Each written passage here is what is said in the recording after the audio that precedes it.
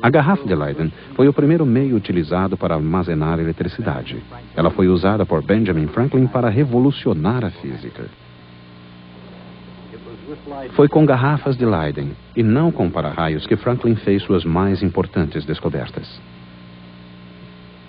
Ele observou corretamente que se um objeto tem uma carga positiva e o outro uma carga negativa, os dois se atrairão mutuamente. Mas se os dois objetos possuem cargas positivas, eles se repelem mutuamente. De fato, Benjamin Franklin inventou os próprios termos carga positiva e carga negativa. Mas o que é exatamente uma carga elétrica? E quais os fatores que determinam o funcionamento da eletricidade? Para lidar com a eletricidade com segurança é preciso compreender certas coisas. Não apenas cargas, mas também volts, amperes e campos, entre outras. Mas não importa qual a quantidade em questão, alguma coisa é sempre necessária para produzir a eletricidade. Desde 1800, uma dessas formas tem sido a bateria elétrica. Giuseppe Galvani, o primeiro neurobiólogo do mundo, foi quem começou tudo ao fazer uma pergunta muito simples. Como se explica que a perna de uma rã, sem a ajuda da rã, apresente uma reação tão violenta a um impulso elétrico tão pequeno? Seu colega, Alessandro Volta, encontrou a resposta. E no momento em que essa resposta foi elaborada, ele inventou também a bateria elétrica. É claro que a bateria já percorreu um longo caminho desde a pilha voltaica de volta, com seus vários metais separados por pedaços de pano, argila e praticamente qualquer material que estivesse à mão e fosse úmido. Mas embora a bateria produzisse um fluxo de eletricidade, seria preciso algo consideravelmente mais potente para fazer girar as rodas do comércio e da indústria. Consideremos, por exemplo, o progresso dos holandeses. Na Holanda, obteve-se lucros onde quer que soprasse o vento ou corresse água. Em todo o mundo ocidental, essa fonte de energia foi saudada como a onda do futuro. Mas as condições comerciais tendem a mudar. E realmente mudaram com a introdução da máquina a vapor. Exatamente na mesma época da história, o carvão estava sendo incluído na equação das fontes energéticas e da energia industrial. O carvão revelou-se mais confiável que o vento e mais fácil de transportar do que a água. Mas um elemento diferente logo ocuparia um lugar no cenário da energia industrial: a eletricidade. E ninguém a compreendeu melhor do que Michael Faraday. Ele inventou um aparelho que gerava rotações em virtude do campo magnético criado por uma corrente elétrica. Esse foi o primeiro motor elétrico do mundo. Mas Faraday foi muito mais longe. Se uma corrente elétrica produz magnetismo, será que um campo magnético produz eletricidade? Como resposta, Faraday descobriu a indução eletromagnética. Aumentando ou diminuindo a corrente em um círculo elétrico, o campo magnético variável por ele produzido induzia uma corrente a fluir num segundo circuito. E para um homem, essa imagem sugeriria possibilidades ilimitadas. Seu nome era Nikola Tesla.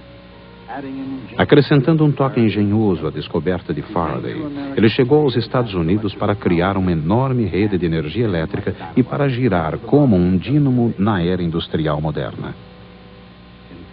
Na teoria, a teoria da corrente alternada, Tesla não encontrou problemas. Mas na prática, Tesla enfrentaria a mais poderosa resistência que poderia ter encontrado nos Estados Unidos. Thomas Edison parecia ser então a força por trás de praticamente toda a ideia brilhante sobre o Sol, o fonógrafo, a câmara cinematográfica, o telégrafo e, naturalmente, a lâmpada. Mas, ao contrário do brilho que emprestou a essa casa histórica, Edison não demonstrou grande entusiasmo por Tesla e sua ideia da corrente alternada. Ele acreditava que a corrente contínua é que conduziria a América ao seu futuro. Mas a chamada Guerra das Correntes não foi a única controvérsia ocorrida em fins do século XIX. Estamos em 1887. O lugar, Cleveland, Ohio. E a experiência? A sensacional experiência de Michelson Morley tinha como objetivo detectar o movimento da Terra através do éter, o meio que se supunha conduzia a luz do Sol à Terra. Os métodos foram concebidos por Albert Michelson. Nenhuma experiência na história havia sido melhor planejada e executada com mais cuidado. Desde Galileu, nunca tanto foi aplicado numa ideia científica. Galileu disse que, se não ocorrer qualquer interferência, um objeto em movimento permanecerá em movimento para sempre. Essa era a lei da inércia. Ela significa que não pode haver um estado de movimento absoluto, como não pode haver um estado de repouso absoluto. Michelson resolveu contestar essa afirmativa. Ele era o melhor e o mais brilhante, o primeiro físico americano a ganhar o prêmio Nobel. Mas ele falhou. É claro que não encontrar o movimento absoluto da Terra não foi o único fracasso na história científica, mas foi certamente o mais brilhante. Ele demonstrou que todos os observadores, independentemente do seu próprio movimento, obtinham a mesma velocidade para a luz. E se a velocidade da luz é a mesma para todos os observadores, seria impossível determinar o movimento de um deles através da medição da velocidade da luz. Se isso fosse verdade, quanto tempo e espaço estivessem envolvidos, podia-se abandonar os conhecimentos convencionais. Não que os horários de trem fossem alterados, nada tão prosaico. Mas alguém estava reescrevendo o caminho da física. Dentro de pouco tempo, tudo aquilo que as pessoas aceitavam como natural seria alterado. Passado, presente e toda a eternidade. Ele fora um estudante relativamente medíocre, talvez porque o trabalho fosse muito difícil, ou quem sabe, muito fácil, ou porque seus pontos de vista eram excessivamente anticonvencionais desde o início. Durante um quarto de século, sua vida não foi marcada por qualquer acontecimento mais importante. Pelo menos aparentemente. Mas em 1905, quando trabalhava como funcionário do registro de patentes na Suíça, esse homem conseguiu enxergar o universo de maneira mais dramática do que qualquer outra pessoa desde Isaac Newton. Seu nome era Albert Einstein. E a relatividade, sua maneira de ver as coisas, alteraria os significados de tempo e espaço.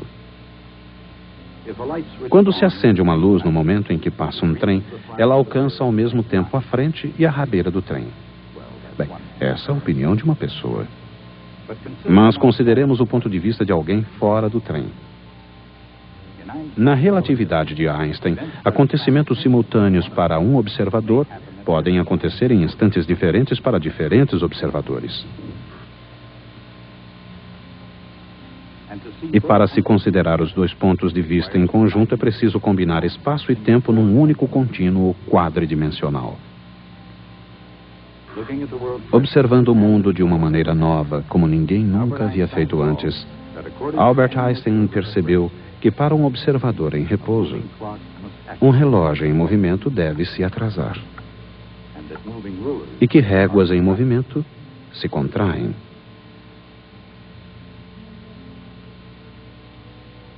Por causa disso, ele visualizou o que alteraria a concepção humana sobre o comportamento do mundo. Um par de gêmeos, Albert e Henry, por exemplo, nascidos no mesmo tempo e espaço, são aparentemente muito semelhantes. Mas dentro de cada um, podem ser tão diferentes quanto a noite e o dia. Serem diferentes e ao mesmo tempo tão semelhantes talvez seja o paradoxo máximo dos gêmeos idênticos. Na física, no entanto, o paradoxo dos gêmeos mostra outra coisa. Essa é a primeira vez que Henry está longe de Albert. Seu destino, o planeta Zog, a uma distância de 10 anos-luz. Se ele pudesse comparar o seu relógio com o do irmão gêmeo, acharia que o relógio de Albert estava se atrasando.